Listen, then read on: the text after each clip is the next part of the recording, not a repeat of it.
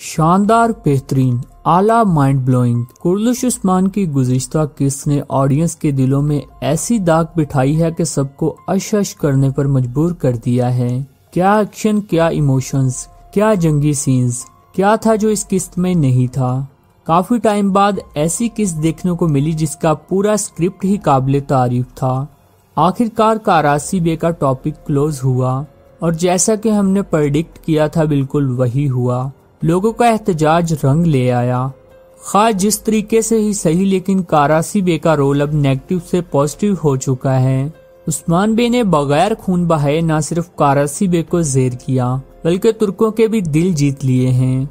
यही वजह है कि बड़े बड़े तुर्क सरदारों समेत कायनोमज ने भी उस्मान बे की बैत कर ली है, जो कि कभी कारासी बे के सबसे वफादार हुआ करते थे। उस्मान बे और कारासी बे में यही फर्क है और अब तो कारासी बे खुद भी मान गए हैं कि उस्मान तुम अजीम हो, तुम ही रियासत हो। ये सीन यकीनन शानदार था जो कि सीरीज की रेटिंग को बहुत ऊपर ले गया है और जैसा कि हमने प्रेडिक्ट किया था बिल्कुल वही हुआ है। मंगोलों के आते साथ ही कारासी बे का रोल पॉजिटिव कर दिया गया है क्योंकि मंगोलों के खिलाफ उस्मान बे और कारासी बे इत्तेहादी होंगे और ये इत्तेहाद लुकास और सूफिया को बहुत भारी पड़ने वाला है। लेकिन शैतान सिफ्त सूफिया अपनी चालें जारी रखेगी और अब उसका अगला स्टॉप मंगोल हैं और वैसे भी वो तन तनहा कहाँ उस्मान बे से टक्कर ले सकती है। खैर, अब उस्मान बे की अजीम रियासत का अरूज शुरू होने जा रहा है और इसमें कारासी बे का भी अहम किरदार होगा। दूसरी जानिब मंगोलों की सीरीज में तबाहकुन एंट्री हो चुकी है और उन्होंने हमेशा की तरह आते ही रोबो दबदबा शो करने की कोशिश की है। ताहम इस दफा उनके सामने कोई छोटा मोटा सरदार नहीं है बल्कि एक आजाद रियासत के हुक्मरान उस्मान बे हैं जो कि मंगोलों में गोकबरू के नाम से जाने जाते हैं। मंगोलों में माना जाता है कि उस्मान बे जैसा बहादुर 1000 साल में एक बार पैदा होता है। यही वजह है कि वो उस्मान बे को नीले बेड़िए के नाम से मुखातिब करते हैं। खैर, बहुत सा एक्शन और बड़े मार्के हमारे मुंतजिर हैं, तो नेक्स्ट एपिसोड की मुकम्मल डिटेल्स जानने के लिए वीडियो को आखिर तक लाजमी देखिएगा। बात होगी कि नया आने वाला मंगोल कमांडर कौन है। क्या सीरीज में एक बार फिर सफेद दाढ़ी वालों की एंट्री होने जा रही है। मंगोलों ने कहां हमला किया है और इस हमले के जवाब में उस्मान बे मंगोलों पर क्या कहर नाजिल करने जा रहे हैं। जबकि इसके अलावा बात होगी हलीमा की, जिसने मां की ममता को महसूस करना शुरू कर दिया है। क्या हलीमा की याददाश्त वापस आ जाएगी और वो बाला खातून के पास वापस चली जाएंगी। इसके अलावा बात होगी उन दो अहम किरदारों की जो कि अजीम मंगोल कमांडर तैमूर नोयान के हाथों मारे जाएंगे। इन सब सवालों के मुकम्मल डिटेल के साथ जवाब जानने के लिए वीडियो एंड तक लाजमी देखें और चैनल को सब्सक्राइब कर दें ताकि इस तरह की मजीद वीडियोस की अपडेट्स आपको टाइम पर मिलती रहें। बात स्टार्ट करते हैं वहीं से जहां से गुज़िश्ता किस्त का इख्तिताम हुआ था। जब किस्त एंड हुई तो उस्मान बे ने कारासी बे के जाल के अंदर जाल बिछाकर उसे घुटने टेकने पर मजबूर कर दिया था।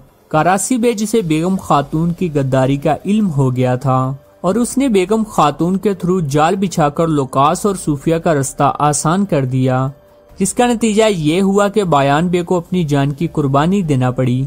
और बयान बे के आखिरी अल्फाज से ऐसा बिल्कुल भी नहीं लगा कि वो कोई छोटा मोटा सरदार है। उन्होंने उस्मान बे के लिए अपनी जान देकर रियासत को अपना हिस्सा दे दिया। जी हाँ, वाकयात की स्पीड बढ़ा दी गई है और छोटे मोटे करैक्टर्स सीरीज छोड़ रहे हैं जिनके होने ना होने से सीरीज पर कोई फर्क नहीं पड़ता। खैर, गुज़िश्ता किस्त उस्मान बे के नाम रही, ताहम उस्मान बे की मुश्किलात कम नहीं होंगी और अगली किस्त में मजीद शहादतें होने जा रही हैं। कौन से दो अहम कैरेक्टर्स सीरीज छोड़ रहे हैं इस बारे भी बताएंगे, लेकिन उससे पहले थोड़ी सी बात करते हैं हलीमा के बारे, जिसकी स्टोरी फिक्शनल ही सही लेकिन सीरीज में मजा और सस्पेंस दोबाला हो चुका है और ऑडियंस उसके किरदार को पसंद करने लगे हैं। व्यूअर्स, अर्तुगरुल सीरीज हो या कुर्लुश सीरीज, काइयों का जो भी बहादुर बच्चा होता है दुश्मन उसे अगवा करके उसकी जहन साजी करने की कोशिश करते हैं। अब से पहले मंगोलों ने उस्मान बे को अगवा करके भी उसकी जहन साजी करने की कोशिश की थी जब वो छोटे थे, ताकि आने वाले टाइम में उस्मान बे को मंगोलों का बड़ा बनाया जाता और वो अर्तुगरुल गाजी के सामने आते। ताहम अर्तुगरुल बे ने उस्मान को बचा लिया था और आज वही उस्मान मंगोलों की मौत बना हुआ है। बिल्कुल यही सीन सूफिया ने हलीमा के साथ किया है। और अद्वियात के थ्रू उसकी पहले वाली सोच खत्म करने की कोशिश की है। लेकिन इस सब के बावजूद भी चूंकि हलीमा बाला का खून है तो हलीमा को बाला अट्रैक्ट करती हैं और उसके आंसू खुद ब खुद निकल आते हैं, जबकि दूसरी जानिब बाला का भी यही हाल है। अभी तो उस्मान और हलीमा भी मिलेंगे और उनके दरमियान भी मोहब्बत भरे सीन्स देखने को मिलेंगे। लेकिन अब सवाल बनता है कि क्या आने वाले टाइम में हलीमा काइयों के पास वापस आ सकती हैं? व्यूअर्स, ये दो तरह से ही मुमकिन है। एक तो ये कि बाला को कहीं से पता चल जाए कि बोवाइना ही हलीमा है और वो अद्वियात के थ्रू हलीमा का इलाज करें, जिसके बाद हलीमा की याददाश्त वापस आ जाए और वो बाला खातून को पहचान लें। या फिर ये होगा कि अगर सूफिया एक्सपोज हो जाती है और सच उगल देती है तो हलीमा यानी बोवाइना को सूफिया की हकीकत जानने के बाद एहसास हो जाएगा कि उसकी असल दुश्मन बाला नहीं बल्कि सूफिया है, जिसने उसे इतने सालों से उसके वालिदैन से दूर रखा हुआ था। खैर, ऑडियंस की ख्वाहिश तो यही है कि इस स्टोरी का इख्तिताम अच्छा हो और बाला खातून की जुदाई खत्म हो और उन्हें उनकी खोई हुई बेटी भी मिल जाए, क्योंकि अगर स्क्रिप्ट इससे हटकर हुआ और हलीमा को सूफिया के हाथों मरवा दिया गया तो ना सिर्फ शायकीन नाराज होंगे बल्कि बाला खातून को हलीमा की मौत का दुख दूसरी बार झेलना पड़ेगा और उसे सारी जिंदगी ये अफसोस रहेगा कि वो दूसरी बार भी अपनी बेटी हलीमा की हिफाजत नहीं कर सकी। लेकिन फिलहाल इस स्टोरी को थोड़ा और खींचा जाएगा ताकि सस्पेंस मजीद बरकरार रह सके। व्यूअर्स, आपके ख्याल से हलीमा की स्टोरी का इख्तिताम क्या होना चाहिए? कमेंट बॉक्स में जरूर बताइएगा। इसके अलावा अगर आप हलीमा खातून की डिटेल हिस्ट्री वीडियो देखना चाहते हैं तो हमारे चैनल पर अपलोड हो चुकी है। अब बात करते हैं मंगोलों की। मंगोल्स जिनकी कुर्लू सीरीज में आखिरी एंट्री हो चुकी है और ये अब तक की सबसे शानदार एंट्री होगी।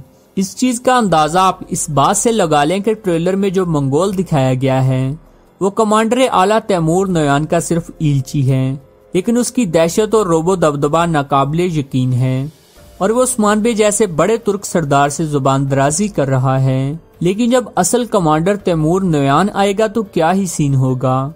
जी हाँ, मंगोलों का इन जमीनों पर आने का मकसद उन लोगों पर हाथ डालना है जो बागी हो चुके हैं और टैक्स नहीं देते। यही वजह है कि वो इतनी अकड़ और गरूर के साथ कई कबीले आए हैं और मंगोल इल्ची ने उस्मान बे के टेबल पर पड़े नक्शे वगैरह बखेर दिए हैं। लेकिन इस सब के बावजूद भी उस्मान बे ने सब्र का मुजाहरा किया है। इसकी दो वजह हैं। एक तो ये कि वो मंगोल इल्ची है और उस्मान बे की रवायात के खिलाफ है कि वो किसी इल्ची के साथ बुरा सलूक करें। लेकिन आप उस्मान बे के दूसरे चेहरे से भी खूब वाकिफ हैं कि उस्मान बे बहुत बार इल्चियों की ही गर्दनें उड़ाकर ऐलाने जंग कर चुके हैं।